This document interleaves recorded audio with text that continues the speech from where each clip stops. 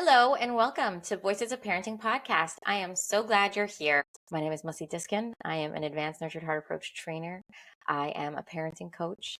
I am also an inner wealth coach, which means that I help people rediscover and connect to the people that they truly were all along, but may have gotten forgotten along the way. So to find out more about me and what I offer, you can check out mussidiskin.com, contact me through there, respond to this podcast, find me on social media. I would love to connect and I would love to hear your feedback. To sponsor a Voices of Parenting podcast episode, please reach out to energizinghearts@gmail.com. Thank you for being here, and I hope you enjoyed today's episode.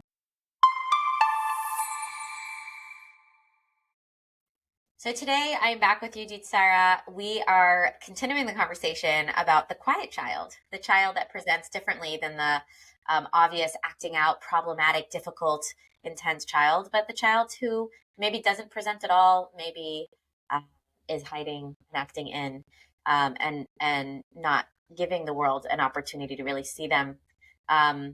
For whatever reason, there's lots of reasons, but for whatever reason, they're the kid who maybe, if you're writing out the kids in your class, will come to mind last, as you might have heard Yehudit Sarah's exercise from last recording, or you might forget them because they're so just there, nothing to worry about.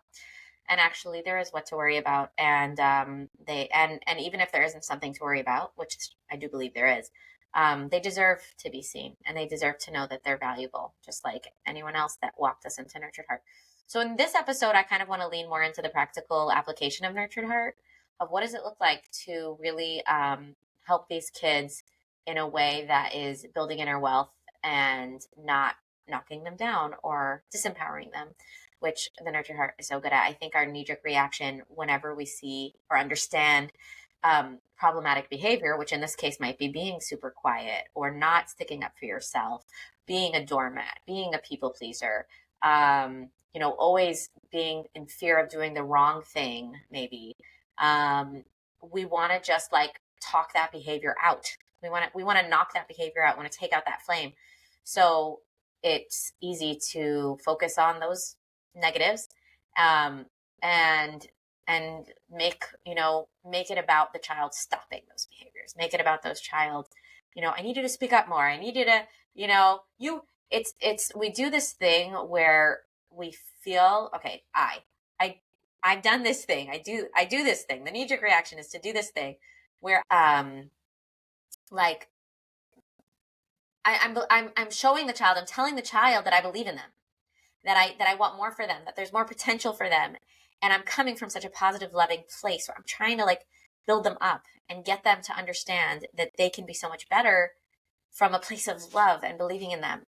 The energetic reality of that, once you dabble with Nurtured Heart a bit, you start to feel and understand how that message comes across to kids. The message of come on, you're such an incredible kid and your classmates and your teachers don't even know because you never speak up in class, or how are your friends supposed to know how you feel if you never speak up to them? Tell them how you feel, or I can't hear you, or it's okay to fail. Why do you always do so well? You don't have to always put so much pressure on yourself. It's okay to be normal. It's just the message that I get as a kid hearing that is that I failed again. I'm just not cut out for what the world wants me for. I'm flawed. I messed up. I have issues. It makes me feel like who I am isn't good and can make me then not want to be myself anymore. Maybe not in this world at all, or just hide more, be quieter. It doesn't help me to come out of my shell. It takes a lot of courage for someone who is, maybe shy or afraid or has reason to believe that speaking up could hurt them, because maybe it has, or maybe they've watched other people be hurt from speaking up, to use their voice and speak up. So Yehudit Sarah, what I'd love to kind of lean into and talk about is what would be the Nurtured Heart version, or, inner wealth building version of helping these kids grow in the areas that we see that they're acting in on, that to bring out that shining. Give them the tools to give the world the opportunity to see them, because it's hard. Like you said in the last, we're not mind readers. we can't see them if they don't show themselves. Like, I don't know anything about this kid because I don't have any access. They're not giving me access. How do I build them up to give that access with the present behaviors without inadvertently making them feel like they're wrong or bad for feeling the way they do or presenting the way they are? How do I shine a light on the beauty that they already have and and all that they bring? So I wonder if you have experience with that or any wisdom on that. It's a tall order, but it's something really important for us to talk about. So dialing into the stands, I appreciate your perspective. So stand one is for us not to give negative energy. And like you were saying, like if we make it sound like it's a problem right away, we've undercut anything we're going to do about it. So it's like resetting ourselves to knowing that and trusting that there is a solution. And part of that reset, I think, involves patience. It's not a quick fix.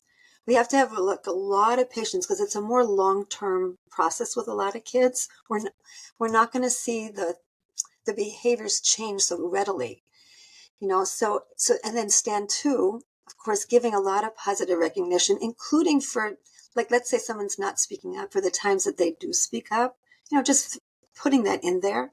So it's establishing that loving relationship. That's really the basis for every kind of change that we're trying to make with our kids, trying to help them, and to see their own inner wealth and be able to show it. So I think part of it is giving choices too. So, like, for example, one of my grandkids, I was taking care of them one time, and this particular one got really upset about something. I don't remember what triggered her, but she wouldn't say what she was mad about, and we needed to go home, and she wouldn't move, and I said, look, I'm going to walk ahead, and I need you to follow me. And she, and I just kept going, and she did slowly until finally we got to their home, and she stayed outside.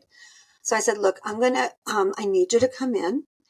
And so here's, I need you to do that.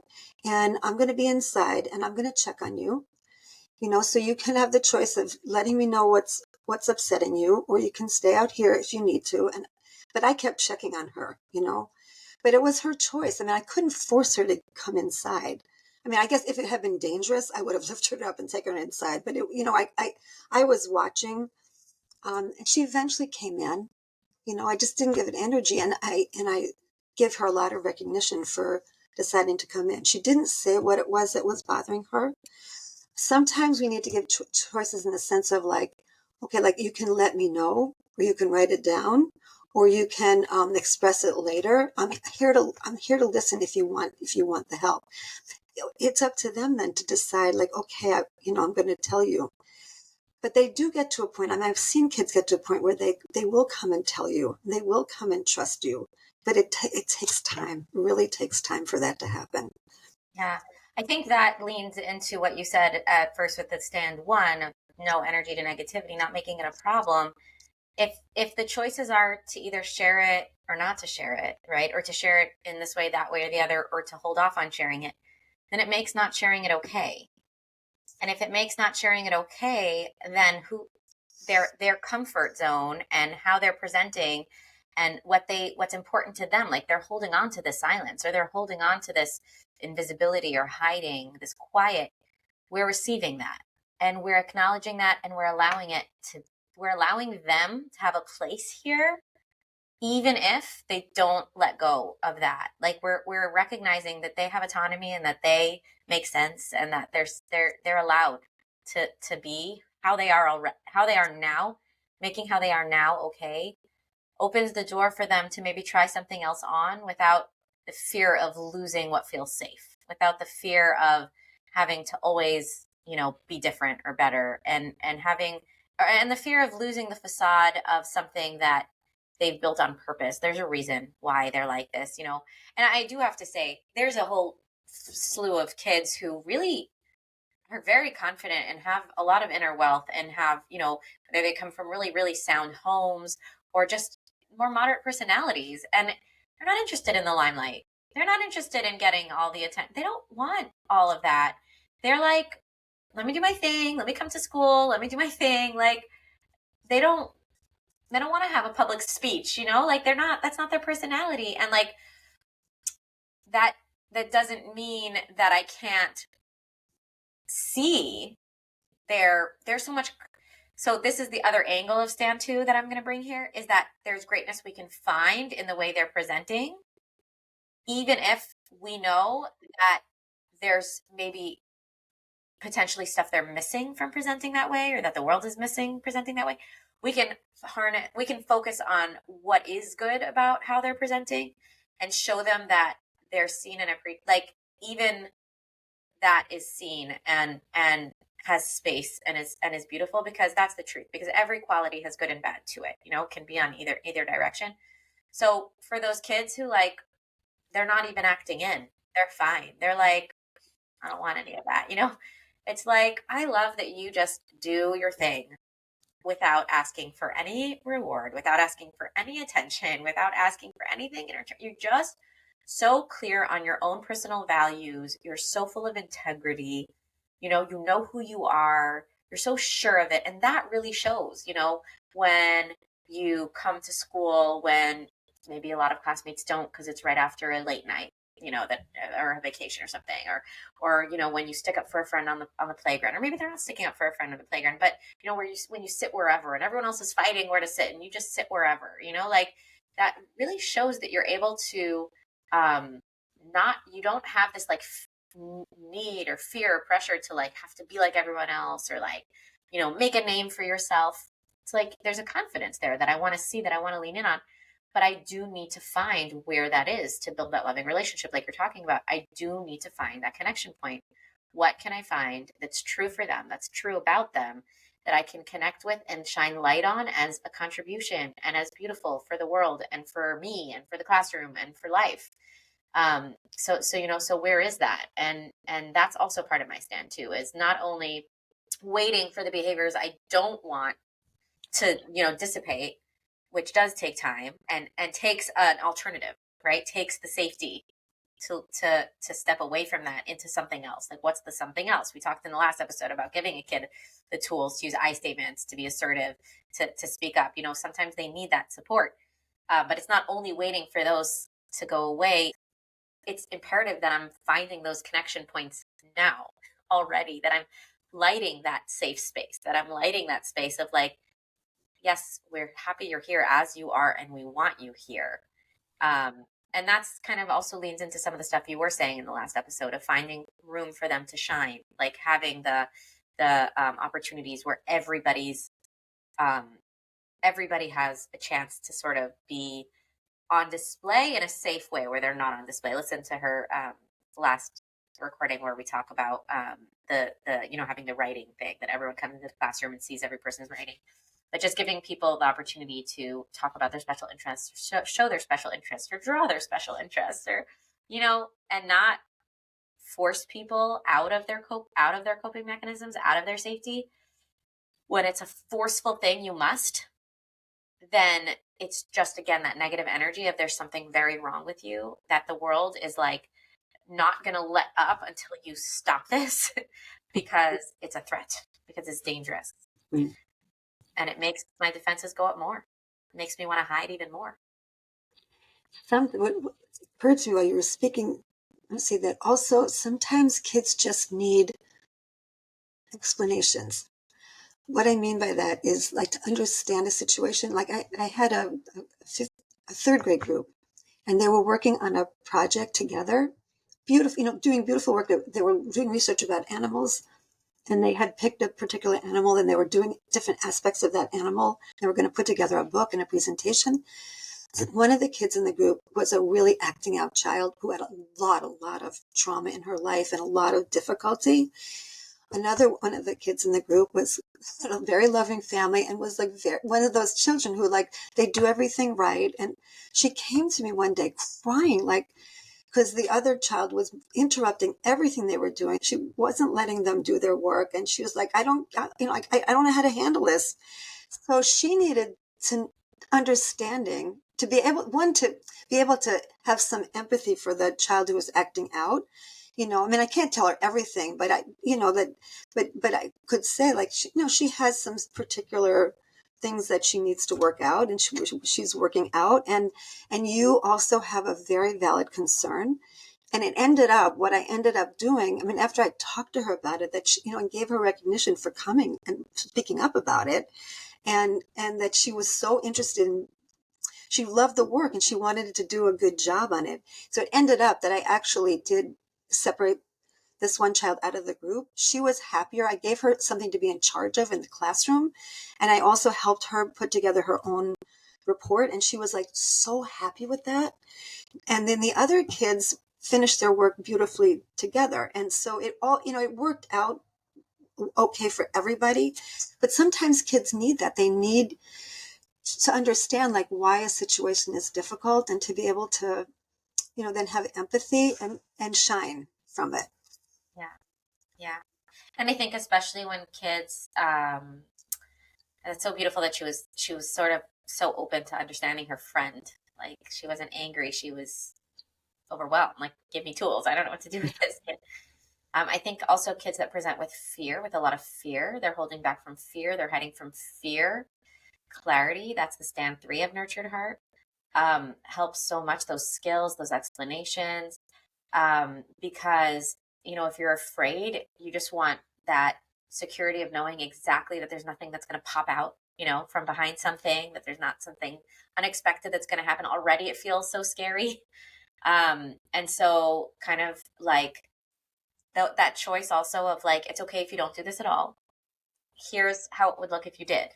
This is what you could do. This is the alternative, to just be so helpful and so clear, and give that support and guidance in such a clear way that when they're ready, and if they're ready, they can take that step, because it's been really like, narrowed down to baby steps, to bite-sized pieces that they can just step into and practice and try that I statement, or that, assertive voice, and to be on the lookout for that.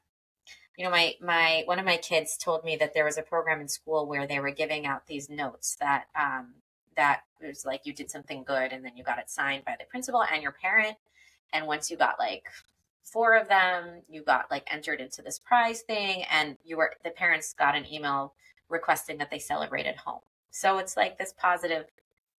And my child was saying how no matter what, the bad kids always get the reward, even this, because when the bad kids are good, the teacher quickly gives them one.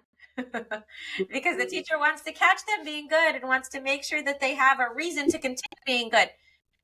He's like, for me to get one, I need to be like more good than I'm already good, but I'm already good. Like, I'm already following the rules. I'm already doing what I'm supposed to be doing. Like, how Wow. I don't even try to get them anymore, because I'm not going to. Like, it would be better if I act like kids are rewarded for acting out. And my on the other hand, in your very first recording, you talked about the star chart, and how the star chart is only for the kids who are always good, and is public, and the kids who don't get them, will always feel.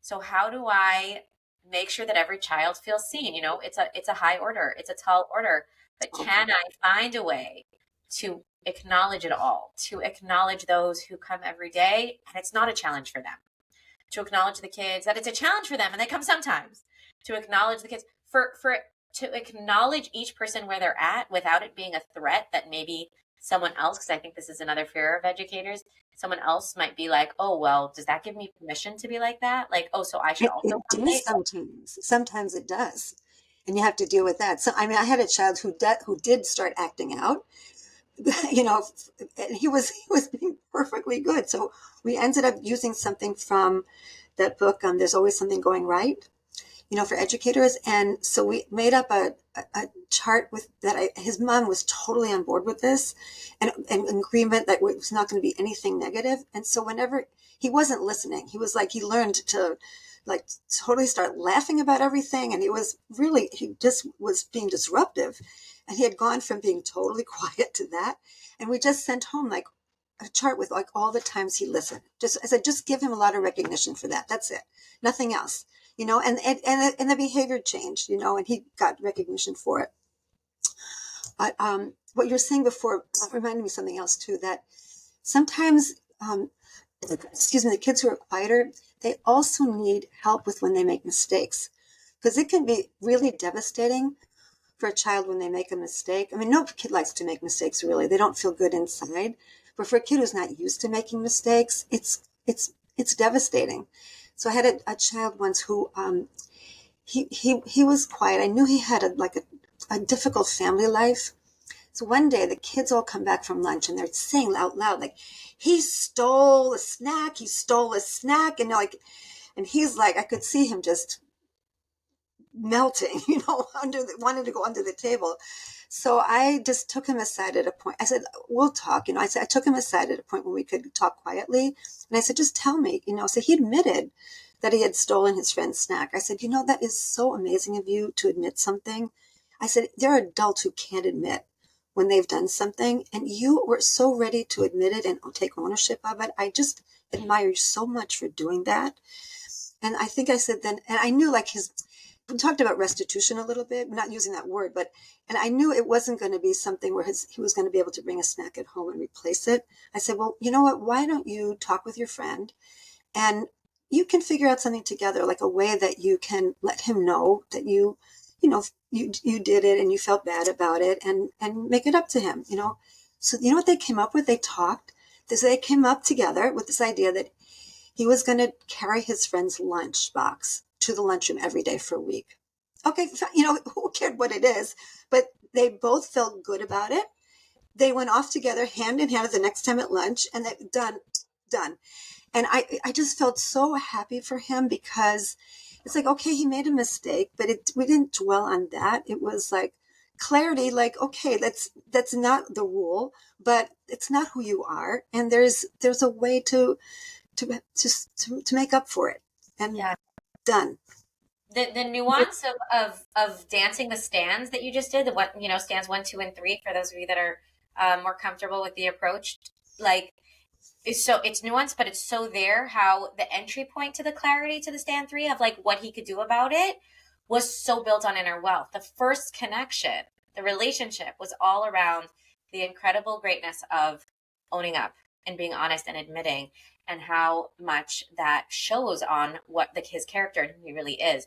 And that gives the opportunity for this retribution to come from a place of even more opportunity for greatness, even more opportunity to continue showing how my character is really an honest person, and is really, I know a kid who was eating herself alive and nobody could understand why.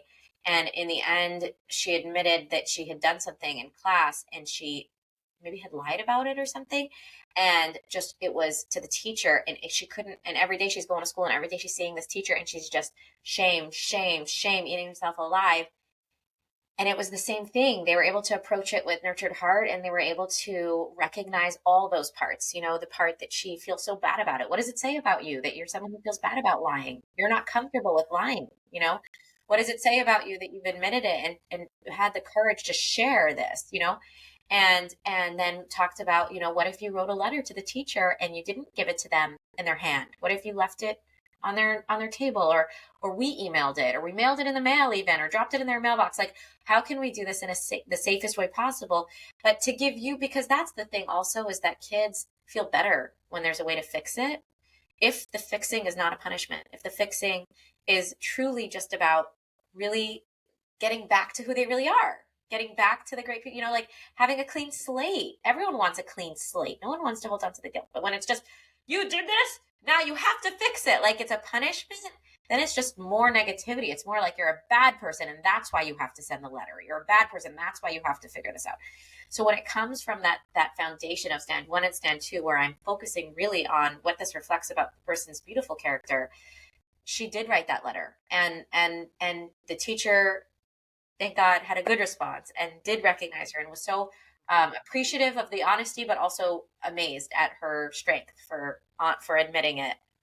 Beautiful, well done, teacher.